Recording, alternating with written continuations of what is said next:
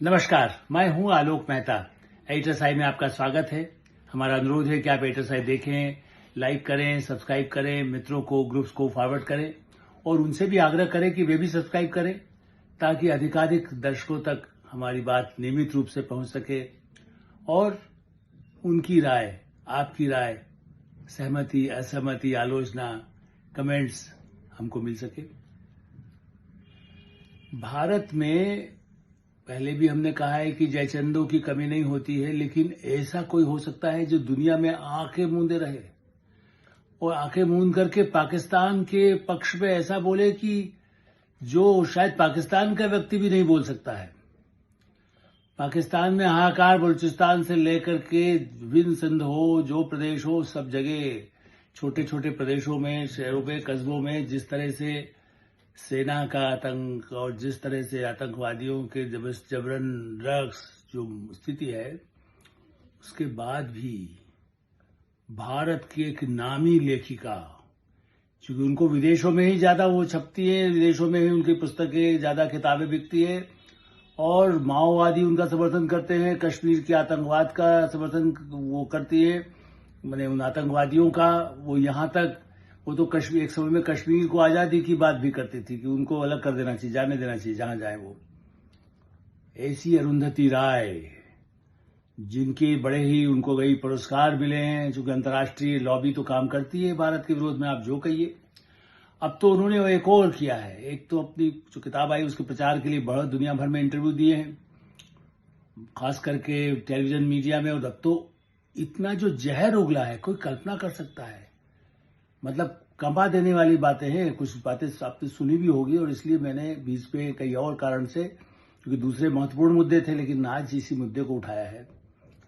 अरुंधति राय कहती है कि पाकिस्तान में सेना का जुर्म नहीं, भारत में सेना ने कहा, कश्मीर में, मणिपुर में, नागालैंड में, मिजोरम में, हैदराबाद में, मतलब पंजाब में, गोवा में, तेलंगाना में, मतलब उन्होंने नाम कितने प्रदेशों के गिना दिए और कहा कि वहां हो रहा है, वहां जो जुल्म हो रहा है और ये जिस तरह से वहां के जो लोग संघर्ष कर रहे हैं, वहां के किसान, वहां के मजदूर ये आंदोलन कर रहे हैं और पाकिस्तान में अपने पर जुल्म नहीं किया जा रहा, पाकिस्तान में दमन नहीं किया जा रहा है।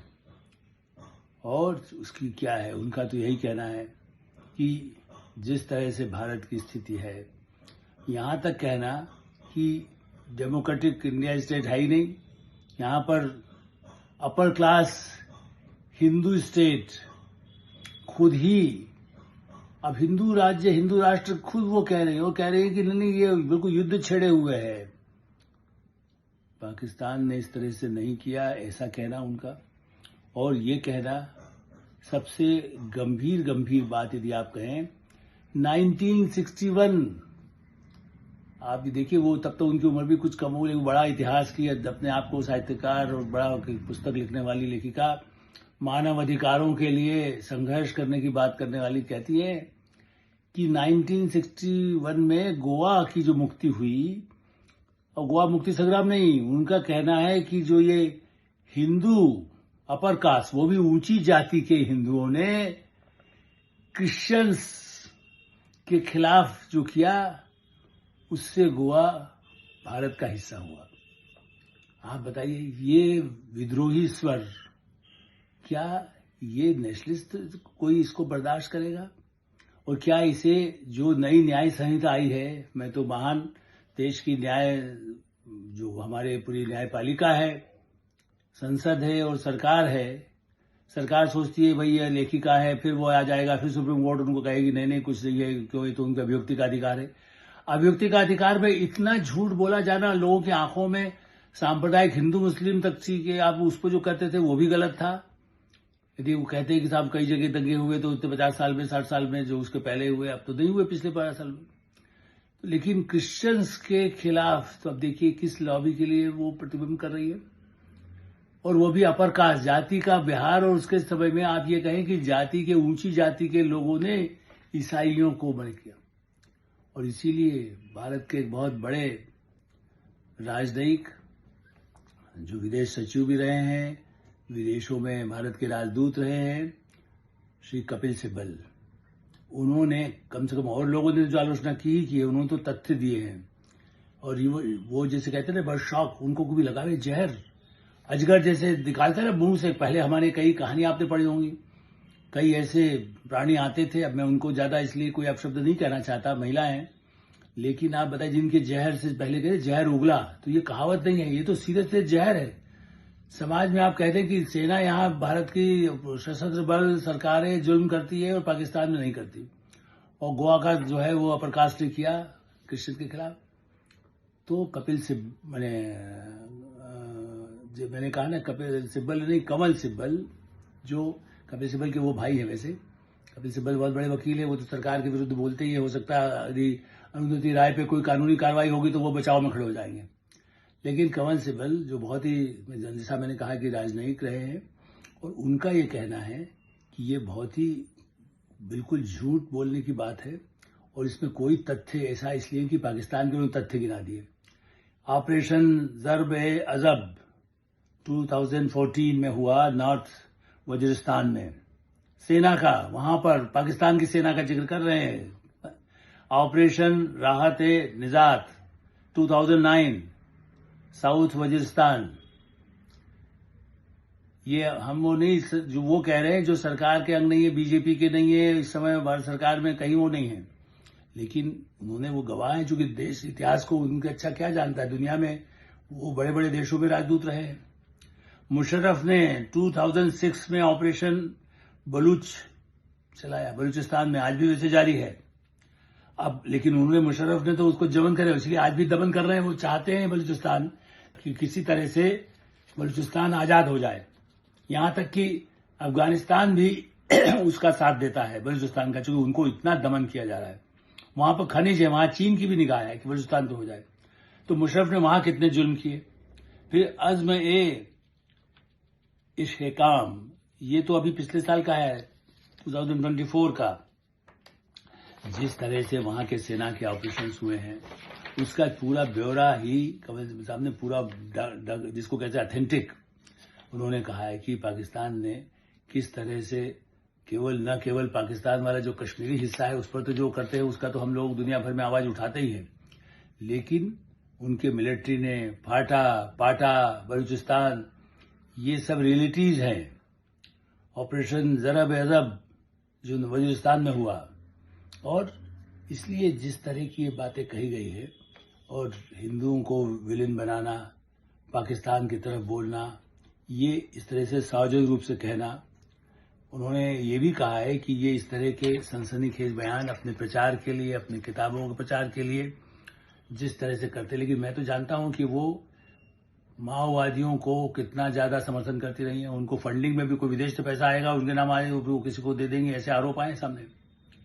भारत सरकार की एजेंसियां, ऐसे कुछ जो एक्टिविस्ट हैं, उन पर कोई ज्यादा सीधे कार्रवाई नहीं करती। मानवाधिकार पर दुनिया भर में वो लोग अपना, उनकी लॉबी काम करती है, उनको प्रश्रय दिया जाता है, उनको सहायता की जाती है। और ये पहला मौका नहीं है, इसीलिए मैंने कहा, मैंने कश्मीर से शुरू किया था कि कश्मीर को अलग ही कर दीजिए, उसके लिए भी वो तैयार थे। तो भारत के टुकड़े करने वाला जो गैंग जिसके लिए कहते हैं, तो अब वो बीजेपी कहती है, वो बात नहीं है। सवाल ये है कि ये वो लोग कर रहे हैं जो अपने आप को बहुत बड़ा इंटेलेक्चुअल कहती है, और उनके लिए बड़ी एक लॉबी, उनके लिए बड़े बड़े उनके समारोह होते हैं, उनको बड़े इंटरव्यू सब जगह। मेरा कहना है कि जैसे आतंकियों के इंटरव्यू नहीं दिए जाने चाहिए कि उनकी बात का प्रचार होता है, ऐसे पत्रकार के रूप में कई लोग करते हैं, मैं हमेशा इसका विरोध करता हूं। आप यदि उनको बहुत हाईलाइट, एक घंटा उनको इंटरव्यू देंगे, आप यदि किसी मैगजीन या अखबार में पहले पेज पर छापेंगे, तो उससे तो उनकी अपनी बातों का प्रचार कर रहे हैं ना। प्रत्यक्ष रूप से आप उन्हीं का जो हथकंडा है, आप उनको कलंकित, उनके जो काम है, उनके जो गुनाह है, उनको जरूर हाईलाइट करें, ये तो मैं मानता हूं। लेकिन अभिव्यक्ति की उनकी बात सुनी जाए, अदालत सुन लेगी, लेकिन आतंकियों को और माओवादियों को जो मैंने जहां बम लगाते हैं वहां कितने इनोसेंट लोग मारे जाते हैं। अरुंधति राय उन्हीं का समर्थन तो करती है, और वही लोग उनका समर्थन करते हैं, उनके लिए पूरे लोग खड़े रहते हैं। उनकी सभाओं में, उनके कार्यक्रम में जाएंगे तो ऐसे लोग मिलेंगे जो, अच्छा उसमें सोकॉल्ड पत्रकार, संपादक तक है। अरुंधति के भक्तों की संख्या कम नहीं है, चूंकि वो विदेशों से उनके संबंध है, वो एक लॉबी की तरह काम करती है। जो किसी समय में अरविंद केजरीवाल की पार्टी कहां से आई थी, उनको तो बाहर से विदेश से बहुत सहयोग मिला। कैसे मिला, क्या मिला, वो तो रिकॉर्ड ईडी जांच करेगा, नहीं करेगा, वो अलग बात है। अब ये भी सही है कि इनके उन्होंने अधिकृत रूप से जो लेखक के नाते वो कहती हैं या कितस के नाम से आता है, कई लोगों से, किन संस्थाओं से उनको सहयोग मिलता है, ये तो जांच एजेंसियां कर सकती है, मेरा काम नहीं है, और अदालत उसको फैसला कर सकती है। बट ये बहुत दुर्भाग्यपूर्ण है, भारत में लेखक के नाते भारत के खिलाफ, भारत में सांप्रदायिक ही नहीं, घृणित भारत विरोधी जाति को भी उस पर जोड़ दीजिए, क्रिश्चियंस के खिलाफ, मुस्लिमों के खिलाफ।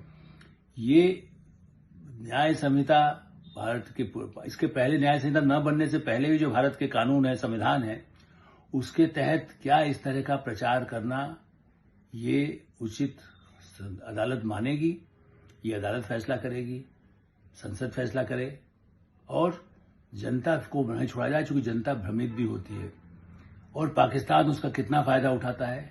अरे पाकिस्तान पर मैं इसलिए ध्यान और एक बात पर दिलाना चाहूंगा, इसी तरीके से मतलब, क्योंकि पाकिस्तान में कल ही एक पाकिस्तानी जो खिलाड़ी है वहां के मशहूर है, और उन्होंने कहा नहीं राहुल गांधी सही बात कह रहा है, उनको सूट करता है। राहुल गांधी चूंकि विद्रोह की बातें करते हैं तो कहते थे राहुल, वो पाकिस्तान में ऐसे लोग, अरुंधति राय का, मणिशंकर अय्यर का तारीफ होगी, राहुल गांधी की तारीफ होगी, जो पाकिस्तान को क्लीन चिट देते कि वहां तो बिल्कुल स्वर्ग बना हुआ है, स्विट्जरलैंड से अच्छा है, पाकिस्तान में सब कुछ है, भारत में ही जुल्म हो रहा है, उनको पाकिस्तान तो तारीफ करेगा।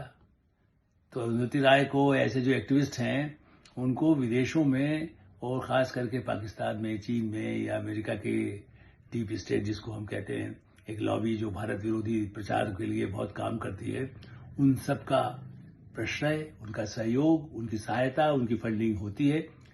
ये आरोप यदि है, यदि इसको आरोपी मैं कब तक कहूंगा जब तक अदालत सजा न दे, तो इसके लिए पूरी जांच एजेंसी को प्रमाण के साथ, और कम से कम ये तो ऐसी बात है जो वीडियो अवेलेबल है, कोई मेरा आपका कहा हुआ नहीं है, कमल सिब्बल का कहा हुआ नहीं है। एक रंगनाथन है जो बहुत बड़े टिप्पणीकार हैं, उन्होंने मुद्दा उठाया, वही वीडियो डाला है सार्वजनिक सोशल मीडिया में।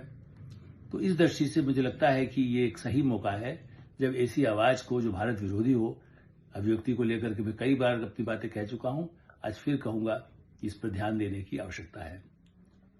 HSI में हम यही विराम देते हैं। HSI देखते रहिए, लाइक करिए, अपने मित्रों ग्रुप्स को भी कहिए कि सब्सक्राइब करें और अधिकाधिक दर्शकों तक पहुंच सके, यही हमारी इच्छा है।